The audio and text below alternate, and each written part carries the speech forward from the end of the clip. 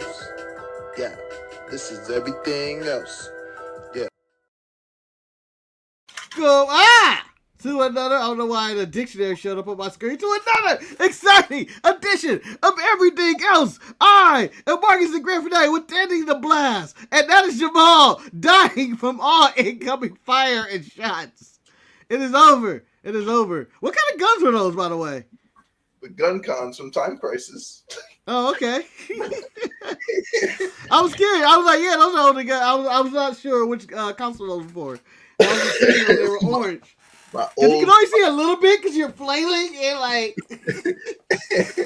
it's part of my my old PS2 console over here. We're gonna throw the blast from the past. Oh, look at that! Look at that! The blast from the past. That's my definitive the PlayStation right there. I don't care what the PlayStation 3 was or 4. I don't even know what the 4 looked like. But the 5, I legit don't know what the PlayStation 4 looks like. But the PlayStation 2, that is when I think PlayStation or when I think PlayStation, that's the original. That's the one that pops in my head. It's either gonna be the little small gray one, like it's either gonna be this one. Where's that shit at? Oh, don't bring out the small gray one because I had the large big one. Oh, see, look at that. That's adorable. That's adorable. I had it when it took half your room. And I was like, yo, what is this? I said the first CD console I've ever owned, other than But welcome to Everything Else, as we covered everything else other than wrestling right there. Old game consoles are on the table. In fact, everything is on the table on this show. I'm your host, Marcus the Grand Finale, and I'm joined for not one, not two, but all three faces of Jamal. And we are going to cover all the happenings in the world of professional wrestling last week. And boy, I tell you, my friend, there was a lot of stuff that happened this week. And I want to start off the show right off the jump and talk about, almost said AEW, Impact Wrestling's Rebellion, where we have two new champions, Steve Maclin, Diana Purrazzo. The couple are the champions. So, how do you feel about this, and do you think this was the right choice to put the title on them? What did I say last week? Remember last week when we had this discussion about Steve Maclin finally getting his just desserts, his just due? And then it's crazy because the Impact Women's Championship and the Heavyweight Championship both relinquished due to fucking injury from both parties to new champions. And the irony here is that, like, there's like debuts that happen, right? I know Manny's not gonna be happy about this, but hold on, I was gonna get into Nick Aldis and Nick that combination of stuff. We're gonna jump into that later because I don't want to lose Manny as a viewer. I'm sure he's watching somewhere. I don't want to lose him and just say the N word in front of him. Yeah, we can't say the unsolicited N words out here, okay? But due to the injuries and everything like that, it was a great opportunity for those who really been in that position. It was the women's was basically women who've been in that position before to be the top girl in the company, the top woman in the company. And then on the opposite side of the spectrum, you had the heavyweight who really never got that opportunity to be the guy. So now that, Kushida's done it in New Japan, but as a junior, like, you know what I'm saying? Never. He ain't never reached the mountain top. Exactly. He wasn't like the champion. So with that, and then think about everything that Steve Maclin went through, everything from being Tim Bowens to freaking the Forgotten Sons and all that. Now Steve Cutler, and like the journey that he took from going from the Marine Corps straight into the Performance Center, learning everything that he learned with his time in WWE, did hit the main roster. A little bumpy road over there and stuff, but after the release, he just became a completely different monster, and now he's the Impact World Champion. And I'm telling you right now, for those that have not been watching Impact, Steve Maclin is that dude. It's just that now that he has the championship, we got to see if he can remain that dude. Is he gonna perform like he's talking? Because he talks a good game, and I would know because that's what Marines do. We do talk the good game, but we normally 9 times out of 10 back that shit up. Can he back? I don't know why. For some reason, I thought you were about to say the opposite. We talk a good game, but normally we don't. I don't know why I thought that was about to happen. I was saying, what the fuck, Jamal? What? Yeah, I don't know. Just the tone. You think I would disparage my beloved core on this show? It was just the tone right there at that moment. At that moment, I didn't believe it, but I was like, is he about to say Marines don't back this up? No, he's going to say, oh, okay. This is why I say 9 times out of 10, because experiences may vary, okay? There are some motherfuckers that are just there for a fucking paycheck and don't see no lick of combat, but that's just the 1%, okay? Everybody else is a war fighter. Yeah. Steve Macklin's going to go to war with this Impact World Heavyweight Championship. With whom? I don't know, but I want to see it, and I cannot wait for this ring. Yeah. I'm happy for the reign. I think he's going to be an improvement over champion to Josh Alexander because one, the vocals are there. The vocals are there. And he talking this shit talking. Even after he won, he attacked Scott D'Amore. And it was like, motherfucker. That's what making me wait so goddamn long. Yeah. Prior to him even being in this match, he's beaten former Impact World Champions before. He's been in the ring with former world champions, Impact World Champions before. Even world champions in WWE he's been in with before. He's been in the ring with Styles. He's been in the ring with Shinsuke. He's been in the ring with like world champions. Like, you know, he knows what he's doing. Yeah, but this is a come up. If the best to describe his wrestling for me, I don't know if this is a shot or not, but I don't think it is. He's American Bobby Roode. I feel like he wrestles similar to Bobby Roode, similar looks, haircut, and all that. And that's what the vibe I got. I was like, you know what? This is basically American Bobby Roode, but I think it's going to work. And I'm, happy for him. I'm glad. I think his feud is probably going to be with either Nick Aldis, who approached him after the match at the thing, or I don't know how long Josh Alexander is going to be out for, but he may be. Well, see, here's my thing too, right? So remember how I have this thing about being the real world champion? Mm-hmm. Well, unfortunately for my brother in arms, he's not the real world champion until he beats Josh Alexander. And that's just nothing but facts for me. You can say that you're the world champ. You can say it's fine. This is the Shigo Takagi. I'll say it about anybody. When Shigo Takagi had it, when they stripped Ospreay due to injury, he wasn't the champion until he beat Ospreay, which he ended up doing anyway. So, boom. You feel me? Do you have, in that same vein, is Thunder Rosa still your AEW Women's Champion? Is Thunder Rosa still? No. They had her out of here. She was packed up long ago. She was packed up way long ago. So, all right. In the same segment, they brought out Nick Aldis to do commentary. We said it. Sorry, Manny, for introducing, but he is signed with Impact Wrestling, and I know this says the sharpshooters, but I 100% know that is only Manny in the chat. It's 100% Manny. Nick Aldis is signed with Impact, and he is safe from debuting at Wembley Stadium when Manny goes to AEW, or Money in the Bank when WWE shows up. So Manny is 100% safe, and he is praising the name and Jesus sat there. But Nick Aldis sided with Impact Wrestling. I feel like it's the right fit anyway. It is a homecoming. He was there. He was champion. I forget. I think he may have won it multiple times, but I think it once or twice. He's but he one-time Impact one World time, right? One time. So he's the other one was Global Force Wrestling. Never mind. That was it. So it's something that would fit. It's going to help Impact and help them with their notoriety. But it seems like Impact is making a lot of new moves and signings and trying to really elevate their show. I think Impact dropped the ball not getting Jay White, especially with like the club presence in Impact as prominent that he was there.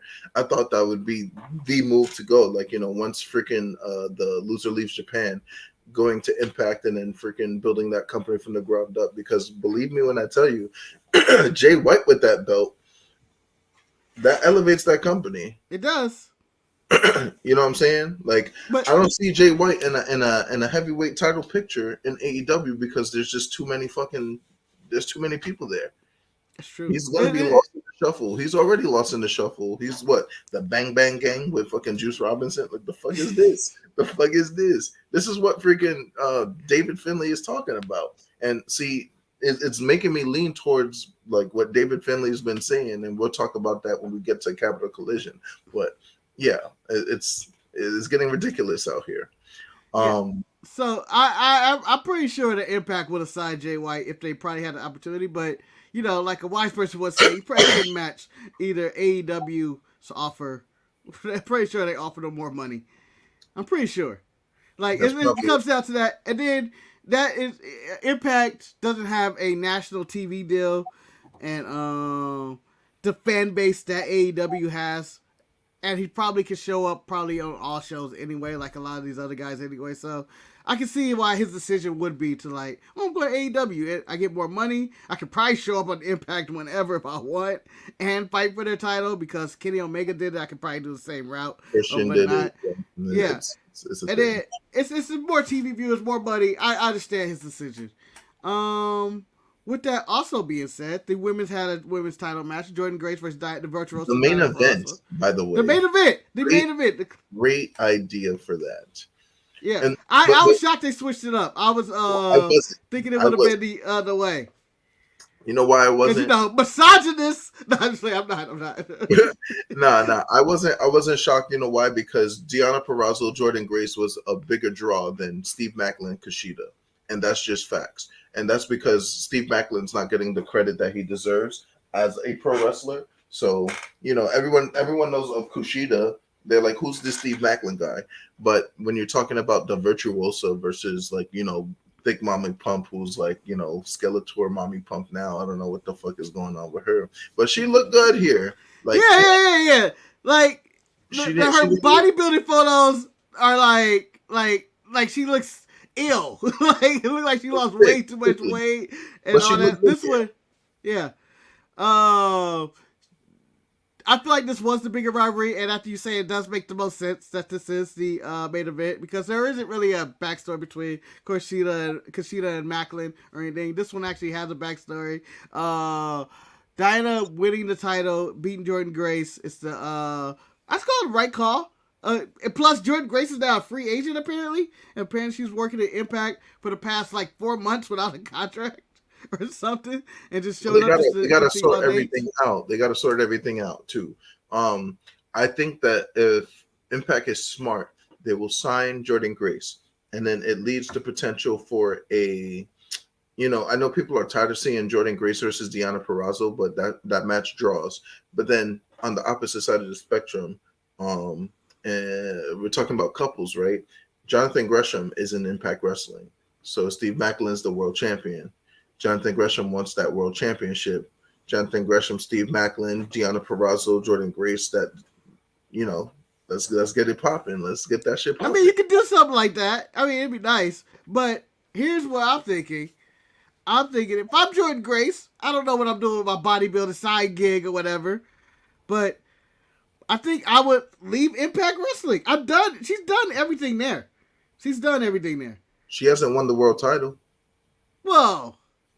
That's a 1-1. Who's ever did that? And maybe it's a curse if a woman wins your world title because you have not seen Tessa Blanchard since she won that world title. Well, see, here's the thing. Tessa Blanchard is who she is. So wait, and also you're suggesting it's not Gresham that goes after Maclin, it's Grace. Jordan Grace. Jordan Grace do it. I don't know if I'm going with that. Oh no, I feel like that's more competition than actually dealing with Jonathan Gresham. I don't think she's going that route. What's the difference between her holding the digital media championship, fighting all these guys, whooping their ass too? Like it's not even just like very convincing. Like, oh, Jordan Grace won this match. Of course she won this match. Like, you know what I'm saying? Like she can do that. There's more that she can do. There's not a lot that she could do with the women's division, but there's more that she can do in Impact. Win the X Division title. Go after the fucking the media championship again or something like that. Go after the world title. Make it a fucking thing. If I'm Jordan Grace, I go pass. I'm going to one of the. I think I can get signed by one of the bigger promotions and make a big deal. AEW can use a shot of Jordan Grace in their women's division. WWE, What Rhea Ripley and Bianca Belair can use a Jordan Grace right now, chasing after them. Because they currently have no opponents right now. They're not gonna promote Jordan Grace like that. You know how WWE operates. If they work somewhere else, they're not gonna work with the like. But that was under the Vince McMahon era. We're still currently under the quote unquote Triple H era. Didn't know what to do with Kyrie. All indie, huh? Didn't know what to do with Kyrie. Didn't know like Chelsea Green. This is what her sixth return. This is her sixth return now. Like this is all Vince. Actually, Vince McMahon fired Chelsea Green. Triple H brought Chelsea Green back, and she's in a prominent role now, kind of in the mid card, but of the women's division. But she is being reintroduced. She's a notch above Carmella, and the only reason why that is because I can stand Chelsea Green. I can't stand Carmella. What? She's the queen of Staten Island. What? FABULAUS. Fake ass New York niggas. Look at her. She's a star. If you're not in the boroughs, nigga, fuck Staten Island. What you talking about? Brooklyn, Queens, Bronx, Manhattan. Fuck Staten. What you talking about?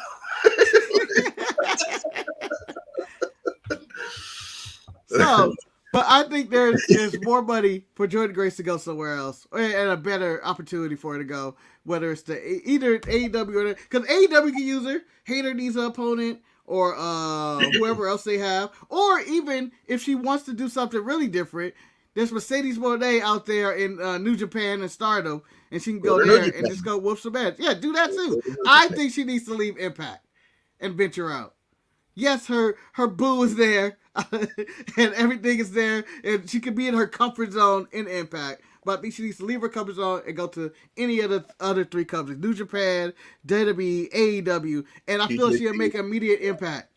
I think it'll help. I think it'll promote her brand. She's been doing this a long time. She's been in Impact forever. It just seems like, and it just seems like it'll be something new. And there's so many other matchups I'd rather see her fight, whether it's with Mercedes, Rhea, Bianca, Charlotte out there in them streets, Jamie Hayter. And the list goes on and on about all the people who are out there in these major companies, and I think that would be the benefit for her. I'm gonna agree. I'm gonna agree with you. Yes. I'm gonna. No. Agree. But like I agree with you on so many points when it pertains to like have her wrestle these people in other places and stuff like that, but be underneath Impact Wrestling contract so that way you can promote Impact. Their only issue is promotion, and it's not due to the lack of trying. They can only fucking YouTube us to death for so long. They can only freaking this is free, or this match was a dark match and you can watch it on such and such platform, and here's Access TV, and fucking anybody that owns a Samsung could watch Impact, or anybody that has a Twitch account can watch Impact. Like they can only do that for so long. If they want to elevate to the next level, then they have to expand. I understand Impact. Stars. They don't have to do what NWA is doing. NWA and companies like MLW and NWA is doing just fine doing what they do. Let that be their niche. But Impact needs to elevate. Yeah, but the problem with Impact elevating is it's still the monopoly of the two big companies right now, WWE and AEW, who's adding an extra show on Saturday, another 2 hours Collision, which is like, what the fuck?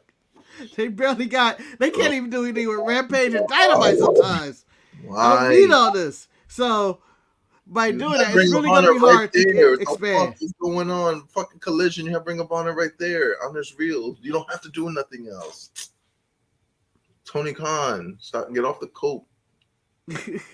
We need more. So, what I'm adding up to all these AEW shows, we got Dynamite, All Access, Rampage, and then Collision All on Saturday. Access is a glorified fucking Total Divas, Total Bella bullshit. Stop the madness. Let's stop. It's amazing. It's a reality show. You get to see Sammy Guevara cry. You can see how nice Adam Cole is. I hate the show. I hate the show. I hate the show. I haven't even watched it yet, and I watch everything. it just comes off as too reality show to me. It just feels like I'm watching Total Divas and Bellas, and like the only backstage drama I want from AEW already happened, and that was last year doing Brawl Out. That's the only footage I want to see. And they don't even show that, like, that timeline. Where I want that when that timeline comes on all AEW Access, I want to see that shit. No, it's not. It's not. They're like the show's like 2 months behind. That's it. It's only 2 months. Or so. It was they started with Full Gear, or just right before Full Gear, somewhere around there. As hell. Why was this bitch Sammy Guevara crying? He was crying because he made sandwiches for a living and worked at Whataburger, and look at him now. Yeah, cheating. Yeah, I don't care. Cheating on your fiance just to be fucking with the new fiance that you're fucking happily in bliss. And so is Ty Conti too. Fucking all married and shit, then you want to fuck a new nigga, and then you fucking leave that old nigga, and now you have a new nigga. That's tough. That's tough. That's just a break. That's just a break. They're young. They're young. Well, I don't know if Ty is that young, but Sammy Guevara's young. He's supposed to flounder around with this. Why they call it the blues. The blues. All right. So, also on Rebellion, we had the triple threat. Was it triple threat? It was triple threat, right? Trey Miguel. Yeah, it was the Impact it was only three. It was triple threat elimination. ABC, man. Trey Miguel. Yeah. Oh, you want to talk about the tag match first? Yeah, man. That tag match was awesome. Yeah. The show. I think it kicked off the show, and the Coven. It did. Off the show. It technically kicked off the show. Yeah. So because the main show was the Ultimate X match. Ultimate X for the tag team titles. ABC. Motor City Machine Gun. I was going to do all initials, but then I realized I cannot. I was like, this is a tongue twister. Oh, very good match. High spots, dramatic. You didn't know what was going to happen next. I didn't know who was going to win that match. Yeah. I was hoping the outcome was the outcome, but still, I was scared. Well, once David Finley decided I'm going to snatch your Bullet Club cards away, you don't know what's going to happen with Chris Bay and Ace Austin out there. So, but like, see, here's the thing. What I'm saying, they're winning championships. They're doing what David Finley wants niggas to do. So, you know what I'm saying? But again, the Bang Bang Gang over there in AEW, like. I don't know. But Juice has his own drama in New Japan, and he has a. I guess we get to that after this, but I would just say check out the X Division, the X Division match. Check out the Ultimate X match. It was just an overall. Just check out the whole show. Overall, it was a really good show. It was a good pay-per-view. Rebellion was really good. Watch Rebellion back if you haven't. And yeah, like I could go and tell you all these spots or whatever, and this is who won here and all that, but go check it out. It's worth the watch. At Capital Collision, Juice Robinson suspended from New Japan first for attacking No Days Off Fred Roser, who he gave him a day off. I don't understand the problem, as he booked his ass before the match and socked him with a fistful of quarters. Beat that nigga's ass senseless. And I was like, stop the violence. But yeah, I don't know what the beef is, man. I don't know what that's all about. Apparently, Fred brought up Tony Storm at some point, and then that pissed off Juice. Ooh, I don't know what he said. Don't talk about a man's wife. Yeah, and then it just basically ended up, keep my wife's name out of your mouth. He hit her with a chair reserved for Tony Storm, who did not show up to the event, and beat the shit out of him over and over again. Which he was beaten up, and then he had to fight Lance Archer the next night at Collision Philadelphia, or I may have these backwards. And then he proceeded to get his ass whooped again by Juice Robinson after they made the match no DQ. Damn. Don't talk about a man's wife, man. Don't do that. Yeah. Rough week. I don't care how ugly that motherfucker is. I don't care how beautiful that motherfucker is. I don't care what's going on. I don't care if she got two prosthetic legs. Don't talk about another man's wife. You don't know how that man will go hard for his wife. You seen Will Smith? This was Will Smith to the next level. Imagine Will Smith hitting Chris Rock with chairs at the Oscar. Mind you, the wife could be wrong, but the husband is always gonna protect the No, you stand by her. She's never wrong. You just may not agree with her. Shit. Don't talk about a man's wife. Fistful of quarters. Quarters. Manny refused to get a man his ass beat by a man that sounds like Juice Robinson. He need more bass in his voice. He need more bass in my voice to get your ass whipped. Juice got the boost. Also on the show, new member of Bullet Club, Clark Connors has joined Bullet Club after the match, and Dave Finley came out and they jumped in. So as a a fan of the club, I like this direction that David Finley is going, right? And I'm not saying that Clark Connors would have been my pick for the underutilized people, but I think he's gonna grab all of the bunch of underutilized mofos and then take them to the top. You know, he's grabbing the Gaijins. Yes, he's gonna grab a lot of these guys from New Japan Strong, and then he's gonna start kicking out some of these Japanese guys. Like eventually House of Torture is gonna get packed the fuck up, right? And eventually, look, I'm telling you, House of Torture is gonna get packed the fuck up, and they're gonna be the new fucking who was the team that get beat all the fucking time? The fucking New Japan regulars, Maccabees and Tenzans and Taguchi. They're gonna get packed up all the fucking time. That's gonna be them. That's their new role. I think David Finley turns on Gato eventually, keeps the club. You know what I'm saying? Like he's like, once he has everything set in place, then he's gonna keep the club. It's gonna be a thing. Yeah. Well, his plan was, as he stated, he's gonna be the first leader of the Bullet Club to kick people out before they kick him out, which is a plan because it's only gonna be the most loyal of loyal people in this Bullet Club. And it's a new direction for Bullet Club. Like you said, I think Gato's on the way out. I think House of Torture is out. All these random dudes. I think it's going to be a smaller club, and it's going to be more vicious, more violent, and they're going to bring back that edge to the Bullet Club that was kind of stripped away by mostly like the Elite era and stuff like. I'm assuming El Phantasmo will come back. I don't know where the fuck he's going. He's going to get his revenge. He's probably gonna be floating around. He's Canadian, so I don't know. Like, TMDK probably fucking. He could just be the New Japan unit with like Tama Tonga and them, and I don't know. It's a lot. It's a lot that he can do.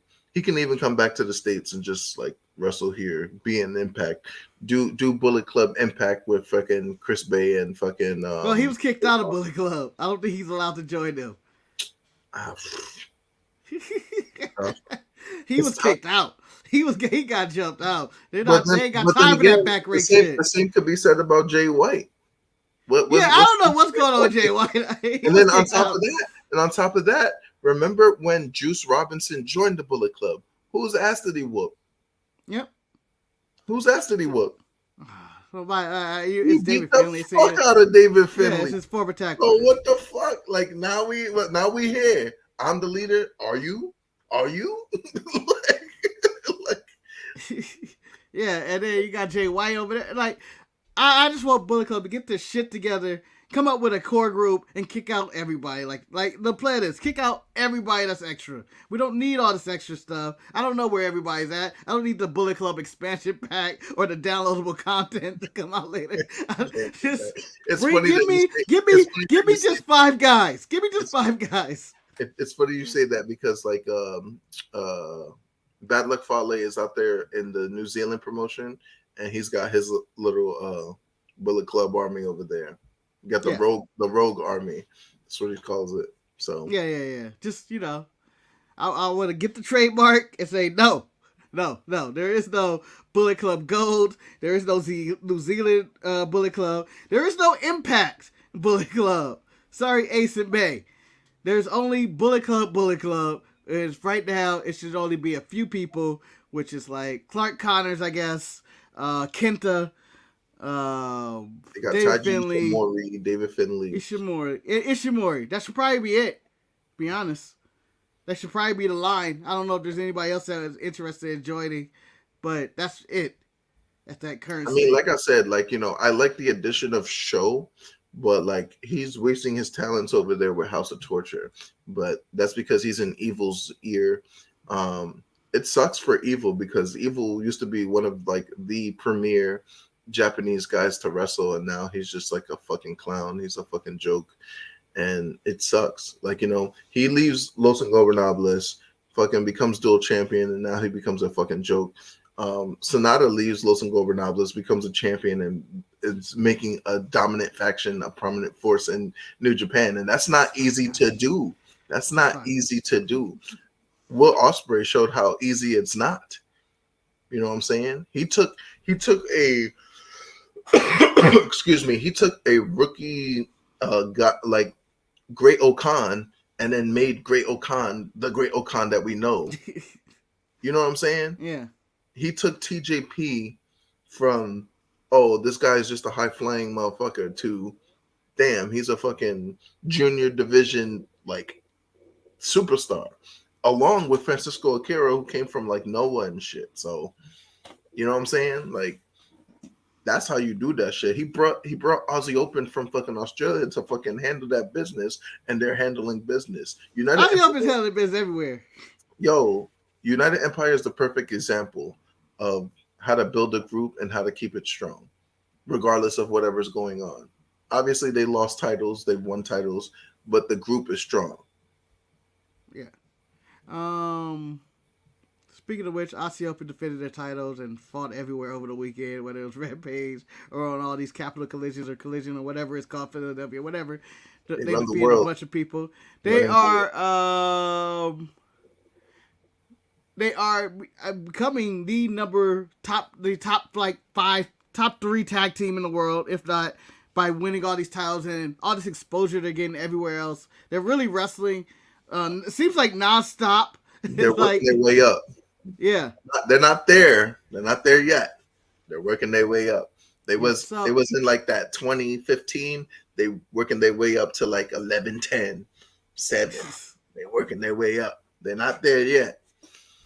Yeah, they currently have both the IWGP, the Japanese tag titles. The main I want to say, I was trying to say, I know there's one is IWGP, but I don't know. And then the other one is New Japan Strong. It's just New Japan Strong tag titles, right? Yeah.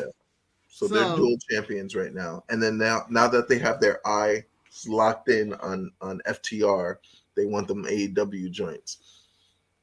But FTR just got them hoes.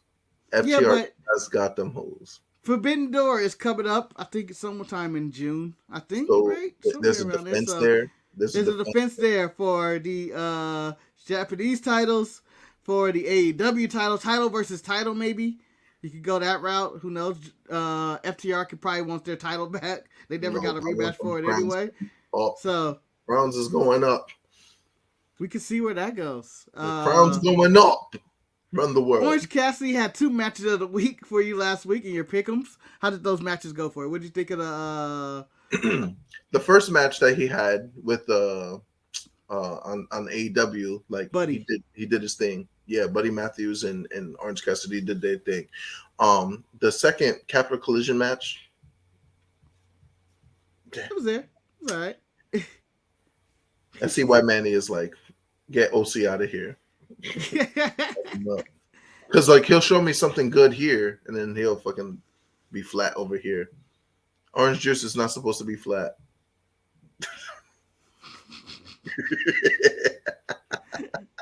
Well, he was not freshly squeezed on this one. He was not freshly squeezed on fucking Capital Collision. Clearly he was freshly squeezed for Dynamite, but by the time that shit was still in the picture, by the end of the week, you're going like, man, this ain't fresh. This is I'm gonna have saved the light. They fucking fresh. Oh man. The main event in AAA, something to watch. It's a Fatal 4-Way. Rich Swann, Swerve Strickland, Vakino, and Commander did the damn thing. That was an exciting match athleticism, all four of those and just guys, desperation. They were all trying to win, and I loved it. I was like, oh shit, who's gonna win?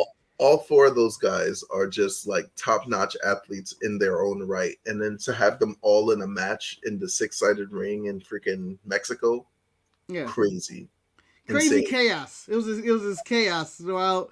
A lot of cool spots to check out. Highly recommend. Yeah. Commander is the master of the ropes into tight ropes and jumps off everything. It seems seamless, but that shit looks so difficult. When he's just like, doo-doo-doo. There was the critique I had on what was it? I think it was Dynamite. I forgot who he was fighting, but he was just running the ropes repeatedly. This one was, and he was taking his time. This one was more zip, like oh shit, there is no break.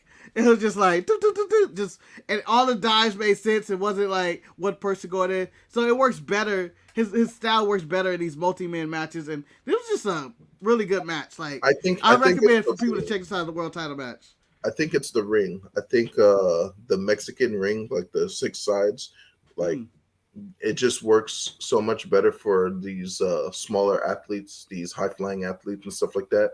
Like you say, the spots make more sense when it pertains to like high-flying and stuff like that, because everybody and their mother's doing it. But in Mexico, it's like it means something. There's a purpose behind, okay, he's flying over here because he has to get the fuck over there. Like he's literally got to get over there. That's why he's fucking leaping 8,000 feet across the way. You got to get there.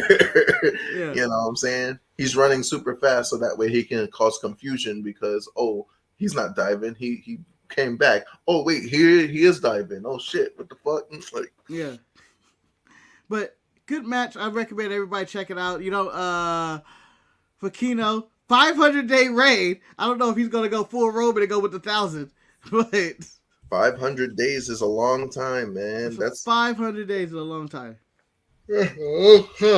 So, let's see. Ready? It's clear. Grand Metalik is no longer the king of the ropes. He has lost his title and his throne to Commander, who made it spell his name with a C instead of us. No, because you can still watch Metalik on other shows, and it's about the same. It's about the same. He's still, spinning and doing stuff on the ropes, but it's not to the extent that Commander's doing it. That's a different level.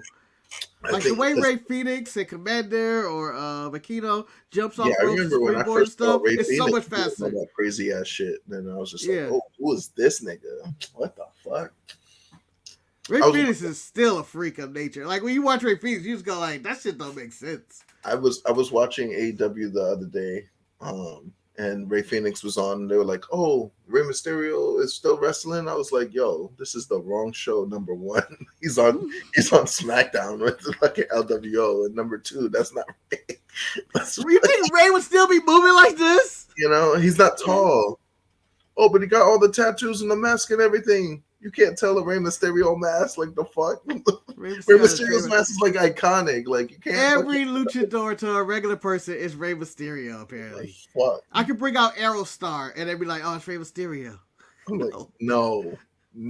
I could bring out Sin Cara or Listico, whatever the hell. Oh, it's Rey Mysterio. So that's a convoluted storyline, but I got a headache reading all that. Who's related to who and what? Roosh was this and what? And he was Sin Cara. What? Oh, okay. Yeah, it's a convoluted mess. But a lot to check out, a lot to see out there in wrestling. I have one more question for you. I already know the answer for it. It's a pack it up situation. Goldberg is going to do a 4-match tour for his farewell match. Hold up, what? Independent. Pause. That's the plan. What? Goldberg. Farewell tour. Oldberg. Yep. Farewell tour. Probably about 4 matches. 4 cities. 4 matches. Farewell tour. Get the fuck out of here. Get that shit the fuck up. Get that shit out of here. Back it up. Exactly. Also on the side. Got more trash bags for you. That trash, put it in the trash, throw it away. Get that shit out of here. Pack that idea up. I don't want to see nothing. No Goldberg. Right. The next idea is bringing Eric Bischoff Eric Bischoff, via his podcast, said he would like to see Goldberg have a retirement match with CM Punk in Wembley. It's the only business they should do. Yep. Pack him the fuck up out of here. Will you have some eat bags? How do you have some eat bags? Come on. Get him out of here.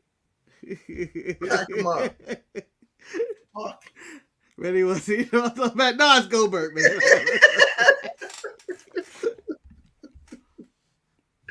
But that's just some stuff that's been going on. And also in random news, Dax has canceled his podcast. He felt it was hurting his mental health and everything like that. And I'm going like, I guess. I wasn't listening anyway. I'll see clips of him talking shit. But it makes sense now that he re-signed with AEW that he's no longer talking shit about AEW and CM Punk.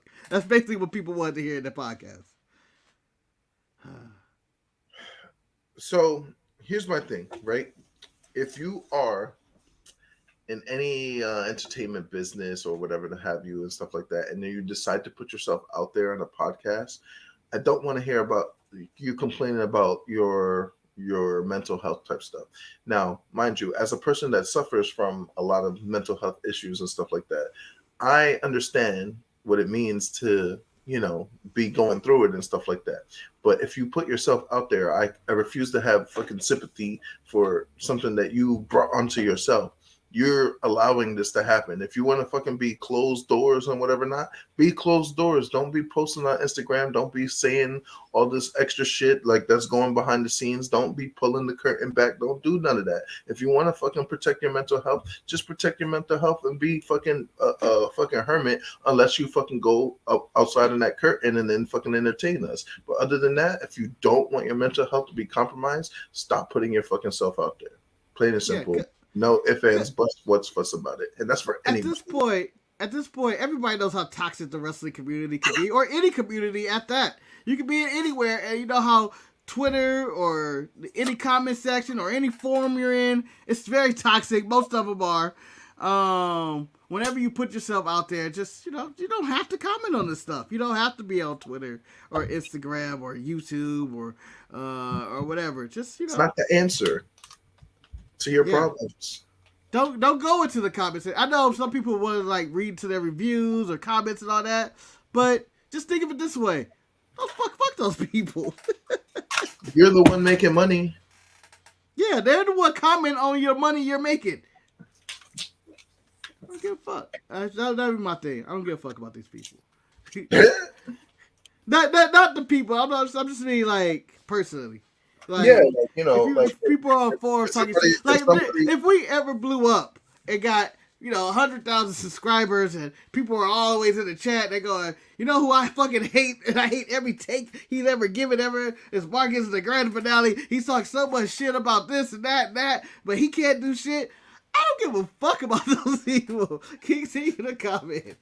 That motherfucking hairline ass Jamal, he don't know what the fuck he's talking about. He's just a fucking glorified analyst. He's not an analyst. He's a fake. He a phony. He's not a real Marine. He didn't do that. Hey, Jamal, please do not talk about your hairline. You're the only one on this channel with hair. You have the most hair. By default, you have the most hair.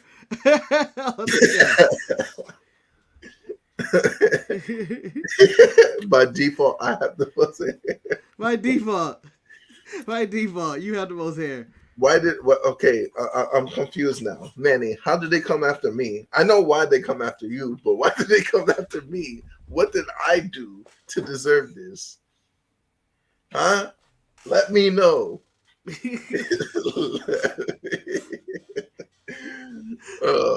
Oh man, but that's pretty much everything that's happened. I mean, a lot has happened. Just go check it out. There's a lot of places to go see all this stuff. Curious where we're going, the direction the Impact title is going to go. I know Manny isn't curious about the happenings of Nick Aldis. I don't think I'm that curious, but I'm going to always bring it up just to troll Manny. I think this is like now that Nick Aldis is signed to Impact Wrestling, Manny is not going to be watching Impact for the foreseeable future. It is not going to happen. It's like he doesn't want the risk Unsolicited Nick Picks is gonna be going on crazy. That game came so difficult, those Nick Picks. But if you want more information or more content, please follow Jamal, who has an infinite amount of SoundCloud content. The Mid-Card Match Podcast. Please check it out. You can follow him on Twitter, same name, whatnot. You still get all the updates on wrestling and what's going on in all of my platforms. 3 Faces of Jamal, you'll already know. Yeah, and as always, I'm here. We've I guess I can use this time instead of advertising the 90% of the shit that helps out every day, whether it's tomorrow, retro, or the Saturday show. We can acknowledge that we are 80 away from the goal of 1,000. We are at 920. Acknowledge us at the Tribal Chief. We're moving on up in the world. 1,000 will turn to 10,000, and 10,000 turns to 100. Let's get it. And then that turns into 1 million, and then it's just me running my evil empire, twizzling my mustache, going like, ha, ha, ha, ha. But thank everybody that has liked and subscribed to this channel. What a boost. What a boost from like a year ago, right? Like, yeah. when I joined, it was like, what, 400 something? Maybe 3. Yeah, 300 something. Maybe 3. Yeah. You know, now we got 900.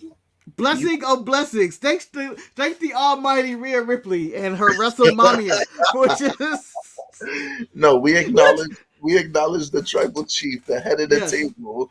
Because that's honestly the start. It is the Tribal Chief was the start of the mass subscriber jump with him checking out, I think, Sonya Deville and Dana Brooke oil themselves, which led to Manny posting more till we got to WrestleMania, which is at like 100,000 views with 1 million comments, and I'm just going like, dang.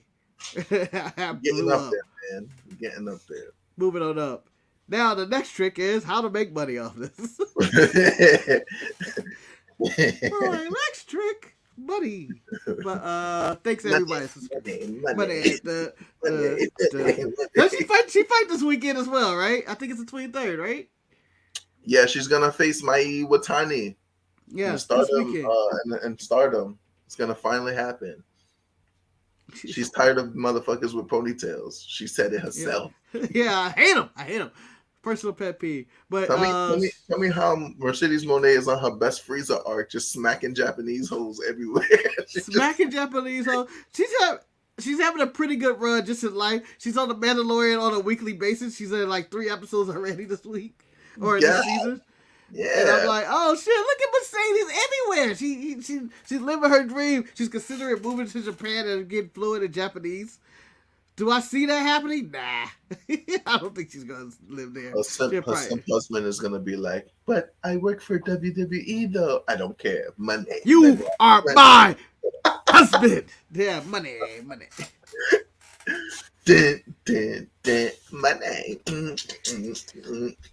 Money. Hey, baby. Come. Bring Action Jackson over here. Come. Action Jackson, the next #1 contender for baby Cody Rhodes belt. I don't know. Whoever's out there. There it is. What a touching moment to end on. We'll see you guys next week for another exciting episode. And hi, Genesis. E-T-E. I understand that Action Jackson's belly was all in there, but no one acknowledged Genesis at all. So I was like, wait a minute. Let's acknowledge her. But tune in next week when we recover the Mercedes Moné match and probably much more. Maybe we can talk about Goldberg, the last match versus Ric Flair. Or whatever happens. Pack it the fuck. Another bag. Oh, get it out of here. Another, like the man of 1,000 bags. He's the Dimalenko of bags. The man where do these bags? Yeah, but where do these bags go? No one knows. Where do they come from? No one knows. The man just pulls out bags from anywhere. Clearly the bag man. But we'll see you guys next week. Like.